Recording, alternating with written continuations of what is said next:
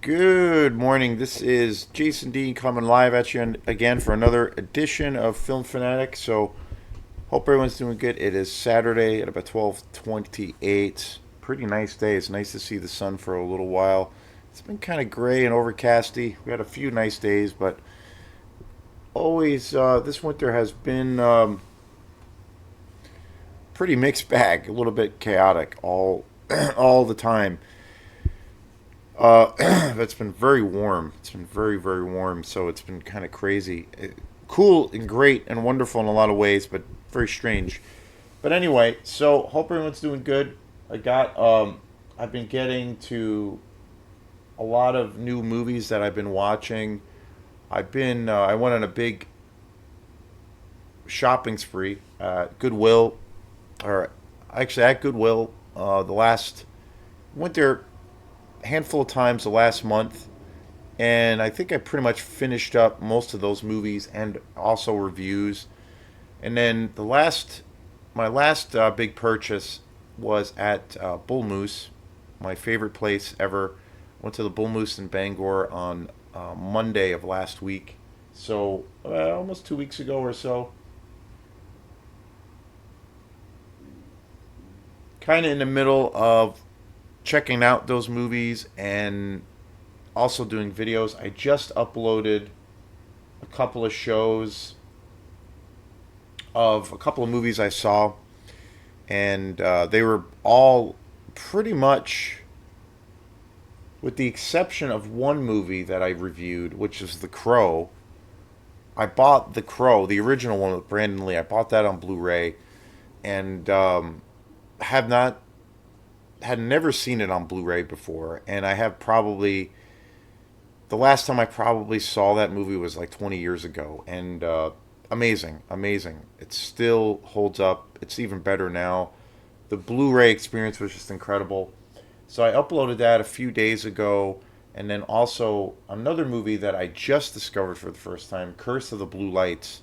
I've watched that movie twice since I bought it, and it's just amazing. I mean, it's such a wonderful monster creature feature horror exploitation movie from 1988. Never seen it before. I bought this beautiful edition of it on Blu-ray. Super excited that I got it. I really love that movie. And so that was the first time. And then another film that I just did a show on, and I just uploaded it this morning. Check it out if you get a chance, for a movie that came out in 2008 called Dead Girl. And I that's a movie I've been hearing a lot about, and from different circles, from some friends and from a couple of YouTube people. The movie is just crazy. It's super gross and kind of disgusting, but it's an amazing movie. It came out in 2008. It's an indie horror film, really good, very original. That's the thing that I was sold on it. That was the aspect of the film that I love the most, is just how it's original. It's an original idea. Sometimes now in these times, it's hard to find original ideas, like as far as new films that come out. There still are, but man, it's hard. I try to be optimistic about where movies are going and where the whole kind of industry is going. I think it's always chaotic. It's always complicated, but I don't know. It just seems like it's um, it's harder to find more original content, like things that are fresh and new ideas. Just seems like it's really hard to see and to find. But again, not gonna do the whole, like, you know play that whole card of, well, they don't make them like they used to. I think it's true in a lot of ways, but then I also feel there are some things that are coming out and that have come out that are very good. So I try not to be too cynical about it, but I'm leaning more, to be honest, to where I'm starting to kind of feel more legitimately cynical about the state of movies right now. But it is what it is. So, and I love doing kind of these variety shows on Film Fanatic. I've been over the last 3 or 4 months. I did quite a few shows on music-oriented kinds of things. So this is going to be another music show. And one of the reasons I decided to do this is, well, one of the most important metal bands I think in existence, a band that I've had a long history with, and it was recently announced that they're going to actually, after about, I think it's been about maybe five, 5 years, 6 years since the band officially broke up, and it was announced fairly recently that they are more or less kind of regrouping as a band. They are playing these this coming summer. They're going to be playing and headlining a few major metal festivals, and so I decided, okay, I should talk about this band. And that band is the one and only Slayer. I have this is a DVD copy from this came out quite a few years ago. I think it came out. This DVD came out in 2004 already. It's pretty old. It's wild. This is a really awesome collection. This is a really great DVD. I don't have it on Blu-ray. I probably should get it at some point, but I'm pretty happy with this edition. And this was basically Slayer at the time doing the entirety of Rain and Blood, which was pretty much, they have so many great albums to their name and to their credit, but I have to say that Rain and Blood was and is probably their most important album. I think it was that, for me personally, it was their first, it was definitely the first album that I ever heard that I considered to be kind of extreme metal. And it led to my deep love of getting into more extreme metal. Like, this was the gateway album, Rain and Blood, when that came out. And that was, a seminal moment for me. Before getting into Slayer, and I do believe the first album I ever got of Slayer's was Rain and Blood. And I believe it came out in, was it 86? Nailed it, 86. So it was my first Slayer album. And so my history, and I've talked about metal and black metal, and my first kind of introduction to heavy music. It started with me. It's a similar story. I think it's a pretty universal story with how kids at my age, which was like, in the 90s, late 80s, when I went to school, bands that I got exposed to, bands that really got me excited, and I think it's, pretty safe to say probably the most across the board, most popular band that kind of got kids into metal music and also rock and roll and heavy metal was Kiss. And because you hear that story countless times, of people talking about how they got into metal music, and Kiss as being, kind of that big band that did it for them.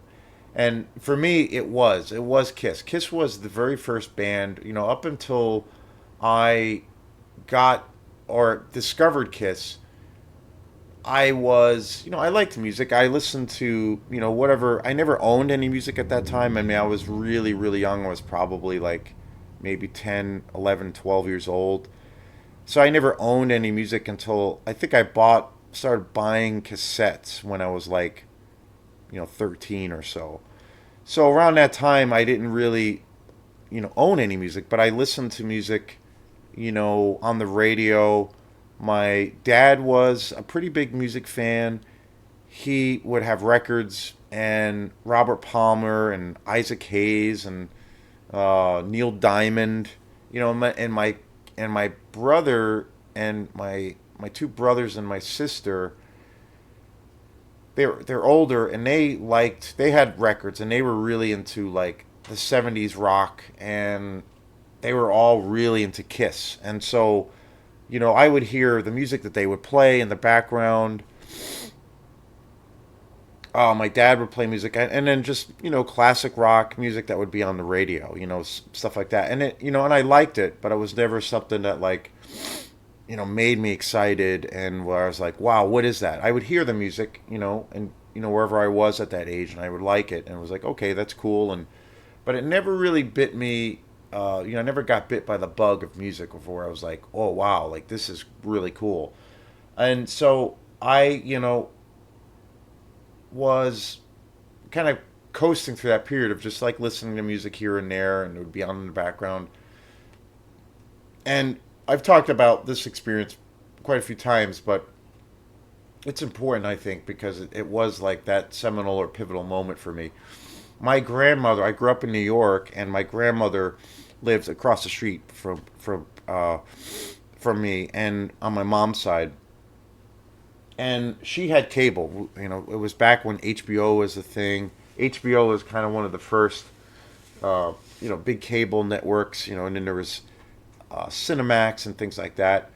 And so my grandmother had this big kind of package deal. She had all these channels, and she had this one channel in particular, which was this crazed, like religious Christian fundamentalist channel.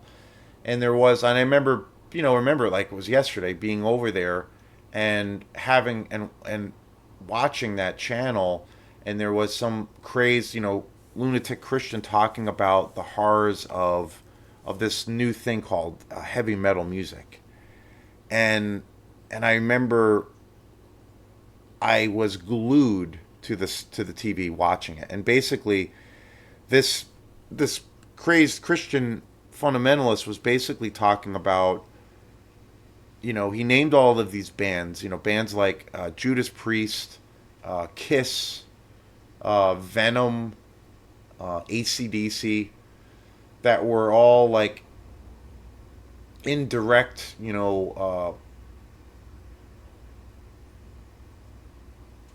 communication with the devil, and that they were basically representations of Satan, and bringing Satan to the masses.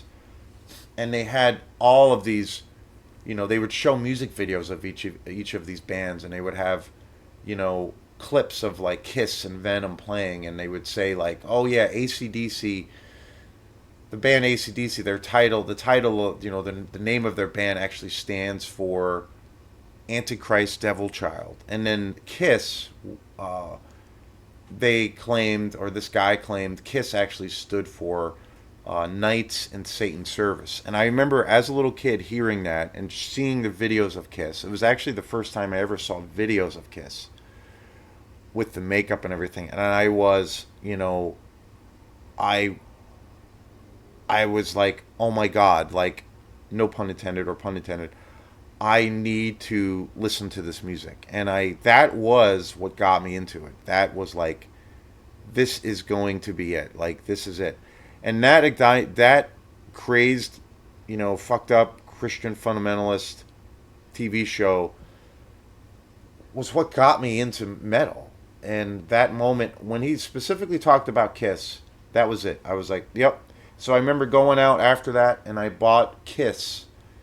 I bought my first Kiss album, which was a later album at the time, but it was Kiss Dynasty. They were still wearing makeup at the time. I still think it's actually a really good album. It's one of their later albums, like 1978, 79. They were still in the makeup phase, but I remember buying Dynasty Kiss on cassette, and I listened to it constantly, over and over again. And then a couple of years later, I bought all of the other Kiss albums, Dress to Kill and the live albums. I bought all those on cassette, but the first one was Dynasty. And I bought all those Kiss albums, and then after that, I discovered Ozzy Osbourne. And then from Ozzy Osbourne, which was funny, I discovered Ozzy before I got into Sabbath. And then I got into Black Sabbath.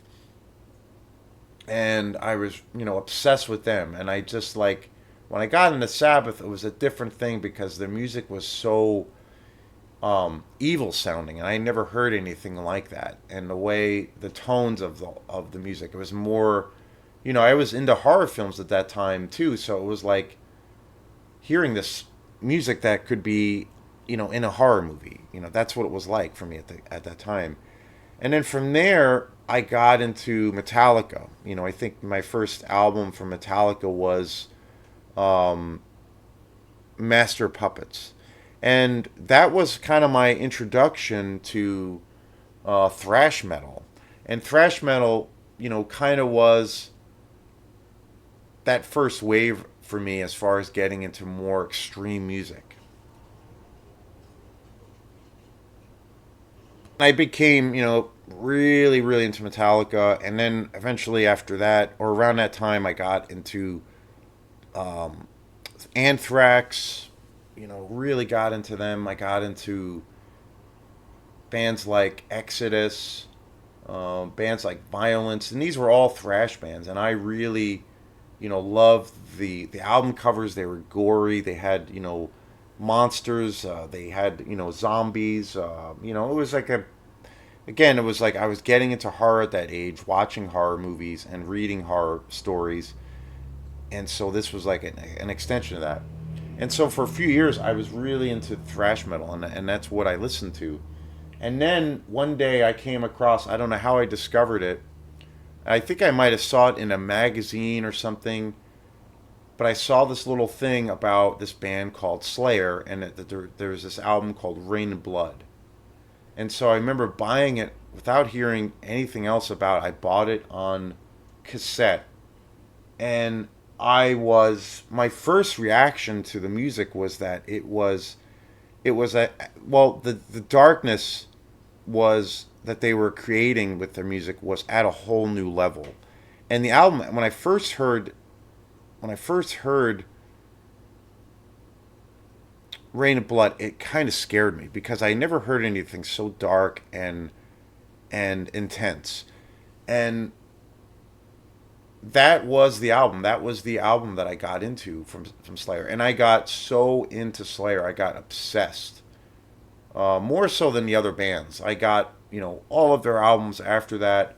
I ended up going to see Slayer. I saw them probably about 3 or 4 times in concert, and I became super obsessed. And my friends at the time were really into Slayer.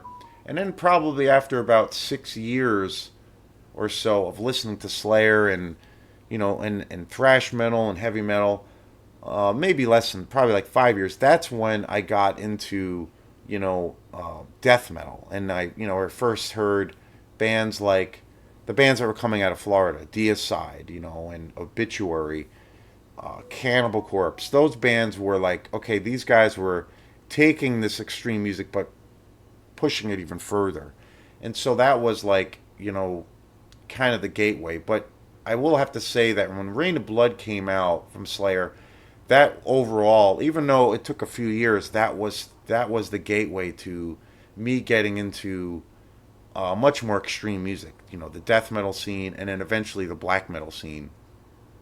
That's where it officially shifted and changed for me because I had never heard music like that. And listening to Rain of Blood now, it's still, I haven't actually listened to that album in a very long time, but I still think it's still um it's definitely, I think, in the metal world, I think it's definitely, one of the essential albums, and I think it's definitely, one of the most important albums ever made in the world of like extreme metal, and it's and to see, now with the death metal scene, the black metal scene, more or less bigger than it's ever been, bigger than when I was a kid, you know, I every now and then I hear a band or a song and I'm like, you know what? I hear a Slayer influence. And Slayer was like such an important band.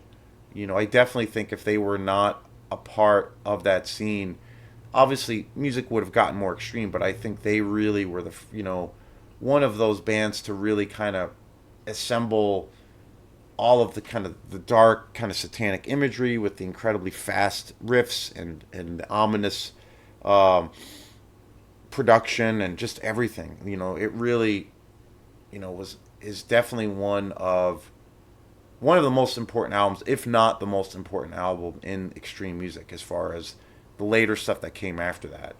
Um, Definitely an iconic album. And this DVD came out in like 2004, and they basically Slayer at the time did they performed the entire. I think it was part of a tour, and they did basically two sets. Because Rain and Blood itself is not a very long album. It's like 35 minutes or something like that. It's not a very long album. It's very tight, very concise, and just incredibly furious. And what they did at that one year in 2004 or 3 was they toured. They were on tour and they did kind of like two sets. They had one set where they played Rain of Blood in its entirety, and then they also played a set one of their regular sets of where they pulled from all different albums. And I do believe I saw this tour when they were doing this. And this album, this DVD was actually recorded in Maine, which is crazy. It was recorded, I think, um, in Augusta. It might be the Augusta Civic Center, but it was recorded in Maine. It's a trip. So it's an amazing concert. Slayer is just ferocious. This was like quite a few years ago, so they were still in their prime, just ferocious, and it's really great. It would be awesome to get this on Blu-ray, but I'm pretty happy with this copy. There's uh there's there's the performance of the entirety of Rain of Blood, and then there's also another set of them playing about 10 songs of them just doing their whole discography, which is really, really great. There's also a little documentary on here about Slayer that's actually really interesting. It's pretty cool. And of course, this is like the classic lineup. Jeff Hanneman, who passed away, Dave Lombardo, who has always had a chaotic, history and time with Slayer.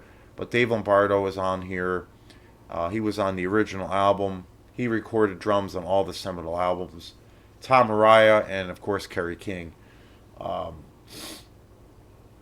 so it was recently announced that Slayer was going to kind of basically regroup and kind of more or less reform to a degree, or at least play these newer shows. It's been they retired a few years back now, maybe 5 or 6 years ago, and they did a massive, massive tour. I think it was almost 2 years, where they toured the entire globe, and they played to the biggest audiences they've ever seen. I I don't know why. I remember they came. I think they came to Bangor, and I didn't go see them. They came to Maine, and I for some reason I didn't go see them. I don't know why, but I didn't. Kind of regret that I didn't go see them. But again, I saw Slayer about 3 or 4 times growing up. I remember seeing him during the South of Heaven tour. I was really young, and I went to that show, and I thought I was going to get killed. Um, Seasons in the Abyss, which was another great album of theirs, I bought. Uh, Loved that album so much. I bought that album, and then I remember seeing them on that tour. And then I think I saw them later when they put out the album God Hates Us All. They played at the State Theater in Maine, and I saw them there, and that was really amazing. That was the last time I saw them, and that was in the early 2000s. That was quite a few years ago, but it was an amazing show. And so I saw them a lot as a kid, and I, went through my whole phase where at one point Slayer was like the only band I listened to. It was kind of crazy. I got totally obsessed. Later on, I went through that phase with Morbid Angel too. Um, but again, an incredible band, and you know, one of the most important bands. I, kind of fell out of loving Slayer as much with the later albums. The last 3 or 4 albums I didn't really like that much, and so I didn't really pay too much attention to them. I always loved the classics, of course, but Hell Awaits, Show No Mercy. But, and the thing that happened when it was announced recently that they were going to go back on tour or play these shows, there was a lot of backlash. People were like, you know what? Oh, this is just, a corporate cash grab, blah blah blah, and this was this whole planned thing. They weren't going to really retire. It was this whole big thing, and so there was like I've seen a lot of backlash from people around that. Of course, tremendous excitement from the fans, but also a lot of people criticizing Slayer and kind of attacking him for this decision of them basically coming back and scheduling these concerts that they're going to do during the summer. And I understand both arguments. I mean, we kind of, I mean, these bands, Slayer, for instance, Metallica, or any of these bands, have definitely cemented. They're cemented in time for being iconic bands. The most important bands in the genre that helped shape the extreme music that we all know and love. Without a doubt. And but on one hand, it has been this thing. I mean, one example of that is like Pantera. They just recently toured. They're actually on tour now. I was kind of cynical too when it was announced that Pantera was going to go back on tour with now Charlie Benante and Zach Wild. And Pantera was like one of my favorite bands back in the day, and I was kind of listening and revisiting some of the old school Pantera, and I kind of forgot honestly how ferocious they really were, and how great they were for the underground metal scene, especially death metal. They took Morbid Angel out on the road, playing. They were the first first death metal band to be playing arenas, and that was due to Pantera and Phil and Sound Mill. So I was cynical when I heard about that, and then I saw some footage of them playing with this new kind of thing, and I was like, wow, like these guys sound fucking ferocious, and I was like, this is really good. And then fast forward a few months later, I actually got the opportunity to go see them, and I ended up seeing them in Bangor, and I was blown away. They were fucking awesome, and I saw them, Pantera back in the day a bunch of times when I was a kid, and it was always insane and amazing. But they were just as good, especially the later part of the time when I saw Pantera. The last times I saw them, especially the very last time, which was Ozfest, they were kind of at their end, and Phil Anselmo was just kind of a mess. So they really weren't very good live. But this was a whole world of being very obviously in the age of sobriety or with his lifestyle, but they were just amazing. They were incredible, and I left that show super excited and pumped, and almost like I would be totally into the idea if they decided to just carry on and record new material because they were that good. So and so there's always a criticism. I mean, and there is a thing too now where bands can, you know, every band now does this kind of thing of where they replicate their classic album and and they tour and they make a lot of money off of it. And in some bands, well, one band, for instance, one of the most iconic black metal bands, Emperor, they haven't released an album in I don't know how many years, and but they are very active because they tour all the time, and they basically play all the classic albums, and that's what they play. They're bigger now than they've ever been, and they have no plans to record any other music, and they're doing the whole like kind of legacy thing. And so when Slayer announced that they were doing, kind of that same thing, they were really criticizing it's just a cash grab. Well, it's like, I understand that it's kind of a trend for bands to be doing that and to kind of be doing what they're doing, but we're just coming out of this fucking dark, super dark period with COVID, and where bands couldn't tour for an incredibly long time, and so bands got to make their money. They got to do it, and these bands in particular, they're all legends, so they can do what the fuck they want to do. And so, I don't really, I couldn't criticize them. It's like, yeah, I can see it's a trend, but I think it's healthy. I think it's good that overall that bands can do that. And like, from what I see, a lot of these bands, Pantera, Emperor, for instance, and Slayer for what they were doing with their last, when the last, retirement tour that they did, They were playing to the biggest audiences they ever played. And I truthfully don't think it was a planned thing that they were like, well, we're gonna like call it quits, tour the world, make all this money, and then we'll just come back in a few years. I don't think that's what the case was. I think they legitimately at that time were done as a band, and I think things changed after time for them, and they missed the road. They missed that excitement. Tom Araya has come out and said that, so that's all it's a case of. But I think it's great that they're doing it, and so. But I wanted to do a show on just Slayer for the most part, and talk about how they, were and are, as far as my love of extreme music, especially death metal and especially black metal, one of the key pieces to that sound. So, yeah. Thanks again, and we will see you next time. Peace.